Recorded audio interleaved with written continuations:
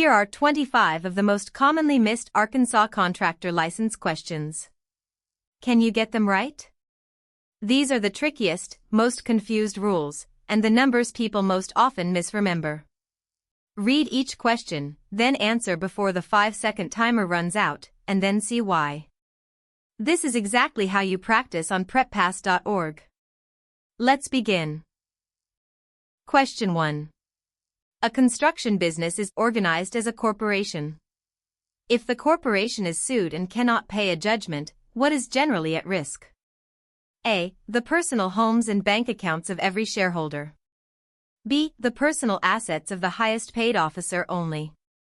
C. The assets owned by the corporation itself, not the shareholder's personal assets. D. A nothing, because corporations cannot be sued.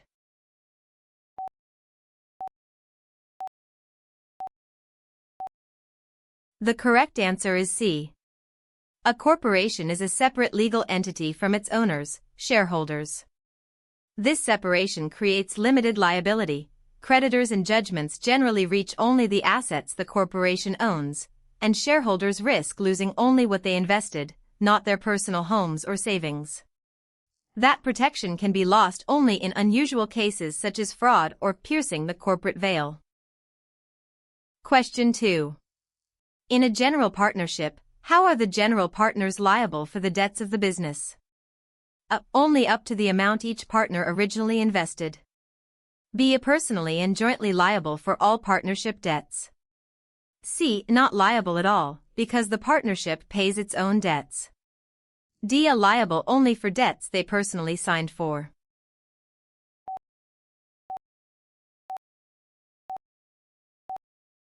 The correct answer is B. A general partnership does not shield its owners. Each general partner has unlimited personal liability and is jointly liable for the partnership's debts and obligations. A creditor can pursue any partner's personal assets. This unlimited exposure is a key reason many contractors instead form an LLC or corporation, which provide limited liability. Question 3. Which statement best describes a limited liability company, LLC, for a contracting business? A. It gives owners limited liability while normally allowing profits to pass through to owners' personal tax returns. B. It requires the business to pay corporate income tax and forbids pass-through taxation. C. It makes every member personally liable for all company debts. D. It can be owned by only one person and never by a group.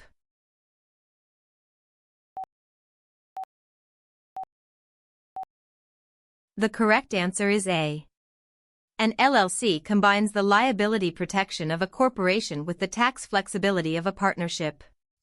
Members are generally shielded from personal liability for business debts, and by default the LLC's profits and losses pass through to the members' individual tax returns, avoiding the double taxation of a standard C corporation. An LLC may have one member or many. Question 4. A contractor's total direct cost for a job is $18,000. The contractor adds a 15% markup to cover overhead and profit. What is the bid price? A. $18,150. B. $18,270. C. $20,700. D. $21,150.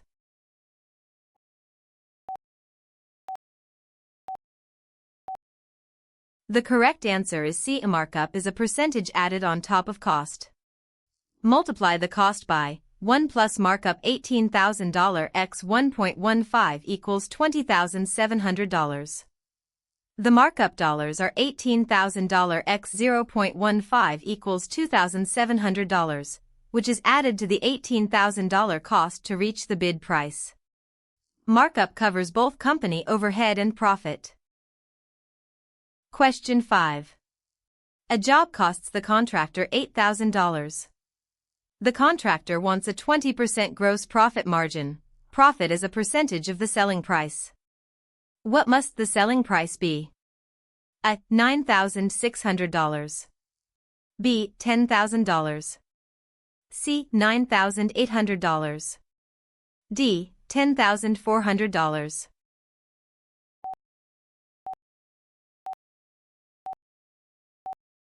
The correct answer is B. Margin is measured against the selling price, not the cost, so you cannot simply add 20% to cost. Price equals cost slash 1 margin equals $8,000 slash 1 to 0.20 equals $8,000 slash 0.80 equals $10,000. Check. Profit is $2,000, and $2,000 slash $10,000 equals 20% margin. Adding 20% to cost, $9,600, would only give a 16.7% margin, a common and costly estimating error. Question 6. How many cubic yards of concrete are needed for a slab 27 feet long, 30 feet wide, and 4 inches thick? At 3.3 cubic yards. B. 6.7 cubic yards. C. 8.5 cubic yards. D. 10 cubic yards.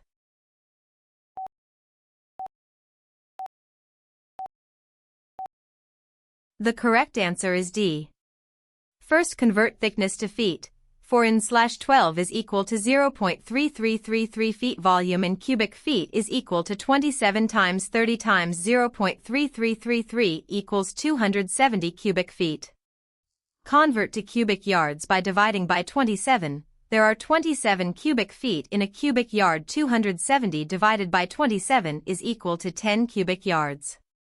Getting units consistent, feet for all three dimensions, is the key step. Question 7. The owner asks the contractor to add a bathroom that was not in the original signed contract. What is the correct way to authorize and price this added work? A. A written change order signed by both parties before the work proceeds. B. A verbal go-ahead with no documentation. C. An adjustment made quietly on the final invoice. D. A new lawsuit filed against the owner.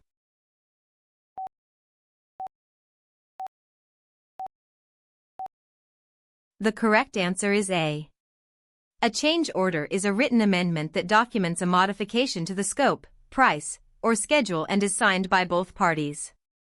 Handling changes in writing before performing the work protects the contractor's right to be paid for the extra work and prevents disputes about what was authorized. Relying on verbal approvals is a leading cause of payment disputes. Question 8. Under the statute of frauds, which of the following is generally required to be in writing to be enforceable? A. A 1-hour verbal agreement to sweep a job site. B. A casual promise to lend a friend a hammer. C. An agreement to buy lunch for the crew. D. A contract for the sale of land or an interest in real property.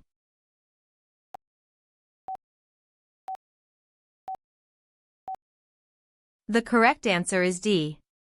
The statute of frauds requires certain categories of contracts to be in writing and signed to be enforceable, most notably contracts for the sale of land or interests in real property, and agreements that cannot be performed within 1 year. This is why construction and real property agreements are documented in writing.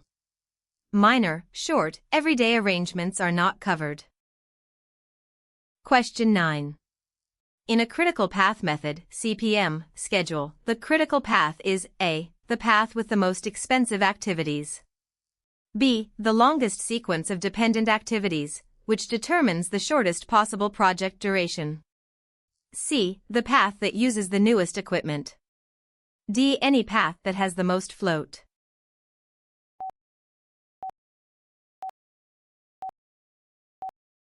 The correct answer is B.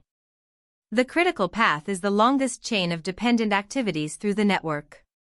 Because it is the longest path, it sets the minimum time in which the whole project can finish.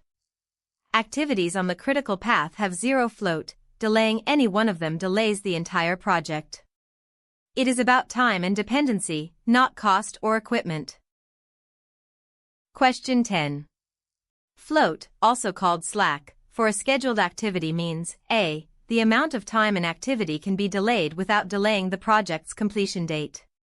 B. The amount of money left in the activity's budget. C. The number of extra workers assigned to the activity. D. The percentage of the activity that is already complete.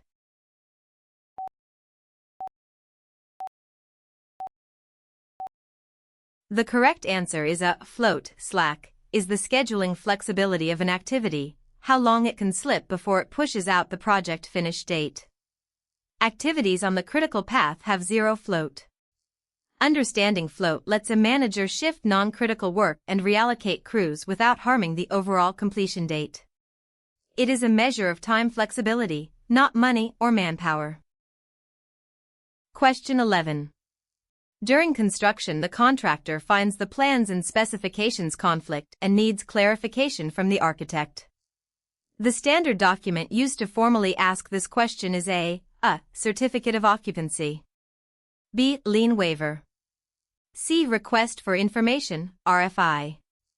D. A notice to proceed.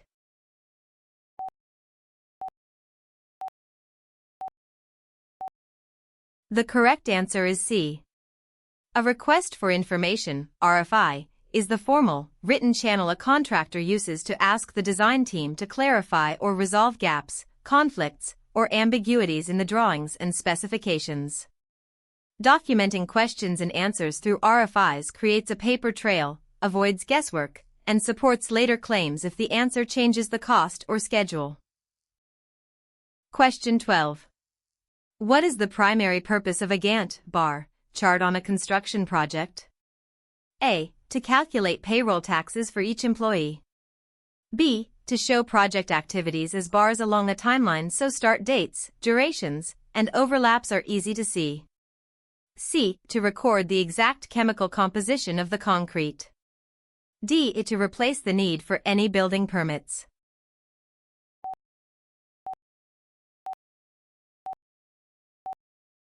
The correct answer is B. A Gantt chart displays each task as a horizontal bar positioned and sized along a time axis, making it easy to communicate when activities start and finish, how long they take, and where they overlap. It is a scheduling and communication tool. It does not perform payroll, material testing, or permitting functions. Question 13. A contracting company has current assets of $240,000 and current liabilities of $120,000. What is its current ratio? A. 0.5 to 1. B. 1.2 to 1. C. 2.0 to 1. D. 12 to 1.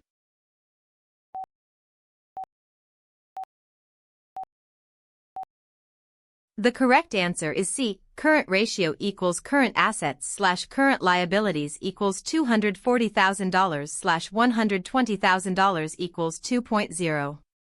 A ratio of 2.0 means the company has $2 of short-term assets for every $1 of short-term debt, which generally indicates healthy short-term liquidity. Sureties and lenders watch this ratio closely. A ratio below 1.0 signals the company may struggle to pay near-term obligations. Question 14. Working capital is calculated as A. Current assets minus current liabilities. B. Total revenue minus total expenses for the year. C. The value of all equipment the company owns. D. The owner's original cash investment.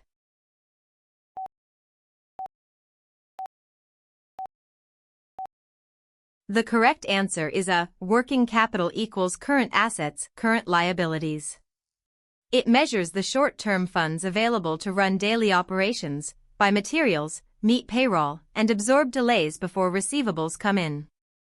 Positive working capital is essential in construction because contractors often pay costs long before the owner pays them. It is different from annual net profit and from equipment value. Question 15. Under the Federal Fair Labor Standards Act, FLSA, a covered non-exempt employee must generally be paid overtime for hours worked beyond A. 8 hours in a single day, in every state. B. 35 hours in a week. C. 40 hours in a workweek, at 1.5 times the regular rate. D. 60 hours in a week, at the regular rate.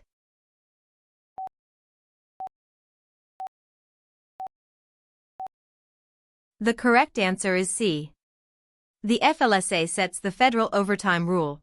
Covered non-exempt employees must receive at least 1.5 times their regular rate for hours worked over 40 in a workweek.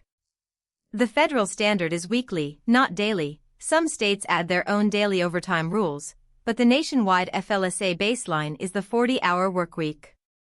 Misclassifying workers to dodge overtime is a common and costly violation. Question 16.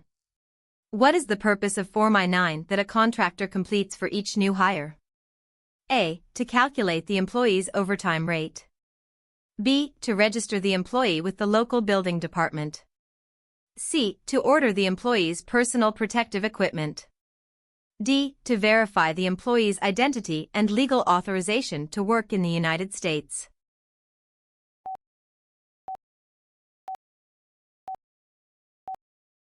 The correct answer is D. The federal Form I-9 is used to verify each new employee's identity and their authorization to work in the United States, as required by immigration law.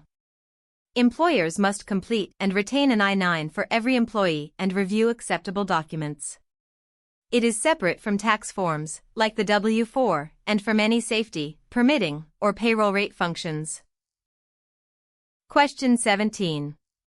A standard C corporation is often described as facing double taxation. What does that mean? A. The corporation must pay its state and federal taxes twice each year.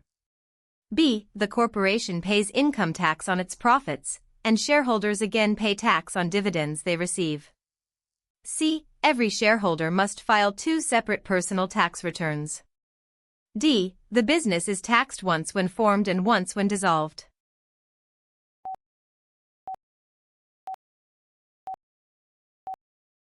The correct answer is B. Double taxation refers to profits being taxed at 2 levels. First, the C corporation pays corporate income tax on its earnings, then shareholders pay personal income tax on any dividends distributed to them. Owners often avoid this by electing S corporation status or forming an LLC, both of which allow profits to pass through and be taxed only once on the owner's personal returns. Question 18. In many contracting businesses, a qualifying individual or qualifier is required. What is that person's role? A person with the required experience and passing exam score who stands behind the company's license and technical competence. B. The company's largest outside investor. C. The bank officer who approves the company's loans. D. A government employee who inspects each finished job.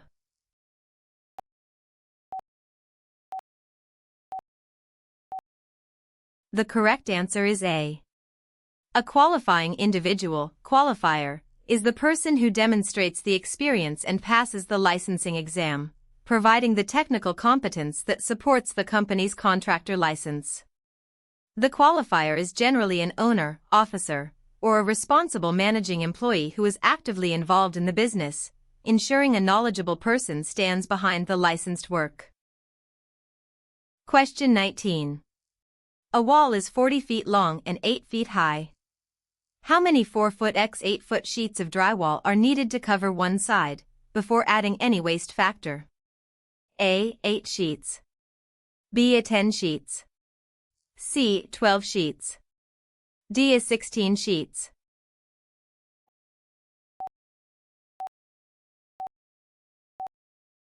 The correct answer is B. First, find the wall area. 40 foot x 8 feet equals 320 square feet. Each drywall sheet covers 4 foot x 8 feet equals 32 square feet. Divide, 320 divided by 32 is equal to 10 sheets. In practice, an estimator adds a waste factor for cuts and breakage, but the base quantity is 10 sheets. Getting area and sheet coverage in the same units is the key step. Question 20. In estimating, what is a quantity takeoff? A. The profit removed from a bid to win the job. B. A discount a supplier takes off the material price. C. Measuring and counting the materials and units of work required from the plans and specifications. D. The final step of loading materials onto the truck.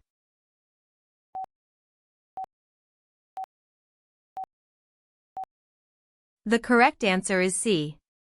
A quantity takeoff is the process of reviewing the drawings and specifications and measuring or counting every item of material and unit of work needed, cubic yards of concrete, squares of roofing, linear feet of pipe, and so on.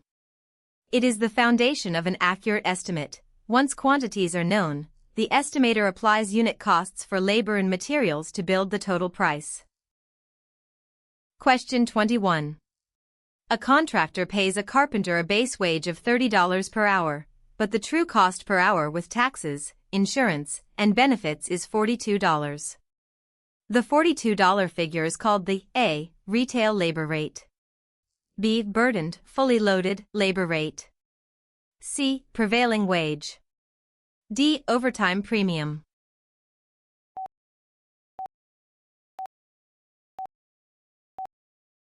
The correct answer is B. The burdened, or fully loaded, labor rate includes the base wage plus all the added costs of employing the worker, payroll taxes, workers' compensation and liability insurance, and benefits. Estimating with only the base wage badly understates cost. Using the burdened rate ensures the estimate captures what the labor actually costs the company, which is essential to bidding profitably. Question 22. One roofing square equals how many square feet of roof area? A. 10 square feet. B. 50 square feet. C. 100 square feet. D. 1,000 square feet.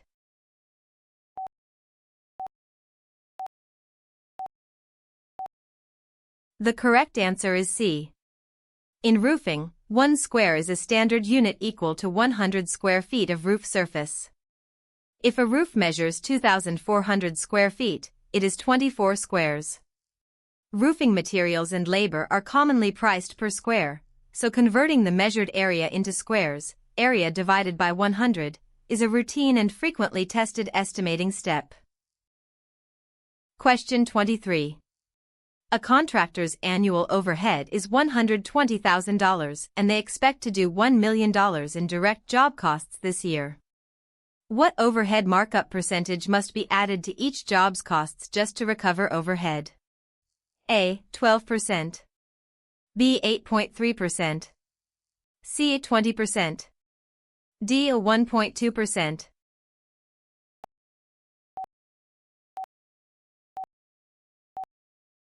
The correct answer is A. To recover overhead, spread it across the year's direct costs. $120,000/$1 million equals 0.12, or 12%. So the contractor must add at least 12% to each job's direct cost just to break even on overhead. Profit must be added on top of that. Setting markup below the overhead recovery rate is a classic way a busy company still loses money. Question 24. What is consideration in contract law? A. The politeness the parties show one another during negotiations. B. Something of value that each party gives or promises in exchange for the other's promise. C. The amount of time the parties take to think before signing. D. A notary's review of the signatures.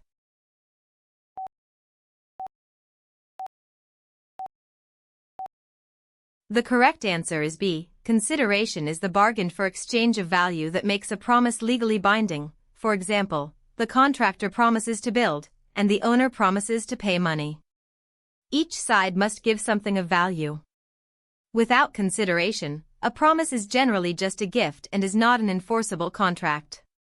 It is a core element required for a valid contract. Question 25. The punch list near the end of a project is A. A list of workers still owed wages. B. The schedule of upcoming inspections. C. A record of all change orders. D. A list of small remaining items to correct or complete before final acceptance.